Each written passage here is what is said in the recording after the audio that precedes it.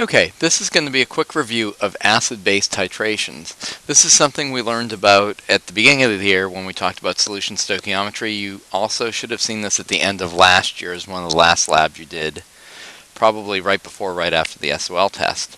Hey, in an acid-base titration, I have either an acid or a base. Whatever I'm trying to analyze is in the container. So in the flask I have something called the analyte, and that's what I'm trying to analyze. And then that's titrated with the stuff that's in the burette. So the stuff that's in the burette, I use the burette to measure out how much I'm putting in, and I also know the concentration of what's in there.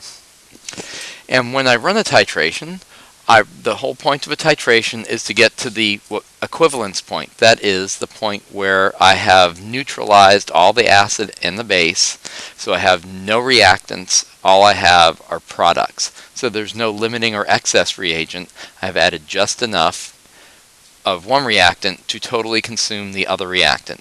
That is called the equivalence point. How you tell you get to the equivalence point is by adding something called an acid-base indicator that changes color when you get to the equivalence point. So the point at which the flask changes color is called the end point, which means the color is changed, so you should stop titrating.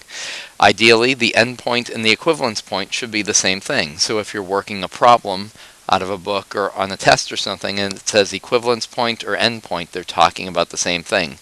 That is the point at which I have neutralized everything, so I have no reactants, I only have products. So let's take a quick look at a couple of calculations involving acid-base titrations. Okay, what volume in milliliters of 0.2010 NaOH is required to neutralize 20 milliliters of 0.1 molar HCl? So I'm running a neutralization reaction, so I should write an equation for the reaction. So I am reacting sodium hydroxide with hydrochloric acid, so I will get sodium chloride and water. Okay. So I want to know what volume in milliliters of sodium hydroxide, and the concentration is 0.2010 molar. For HCl, I have 0.02000 liters of a 0.1030 molar HCl solution. So since I have a volume and a concentration, that's what I'm going to start with. So I'm going to start with 0.02000 liters of HCl, and I know that I have 0.1030 moles of HCl in 1 liter.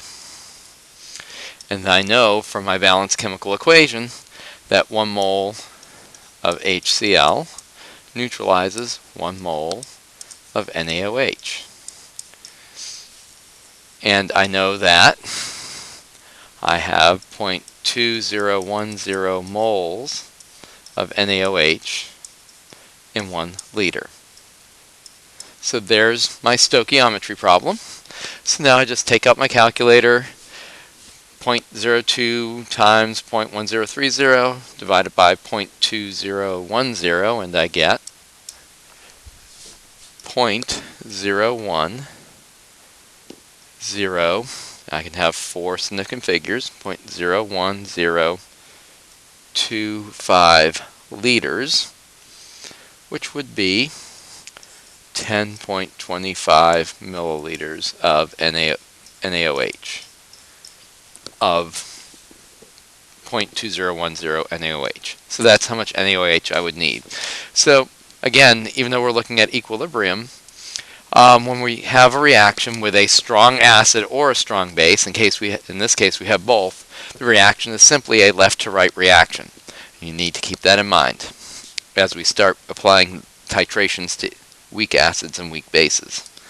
So let's look at one more question. 100 ml sample of aqueous solution calcium hydroxide is neutralized by HNO3. What is the molarity? So molarity, I need moles per liter. I know how many liters I have. It's right here, so I just have to figure out how many moles of calcium hydroxide were in that solution. So again, neutralization is a reaction. So my calcium hydroxide is being neutralized by HNO3 to produce calcium nitrate and water. So I need 2 of those and 2 of those. Now I have a balanced chemical reaction. I have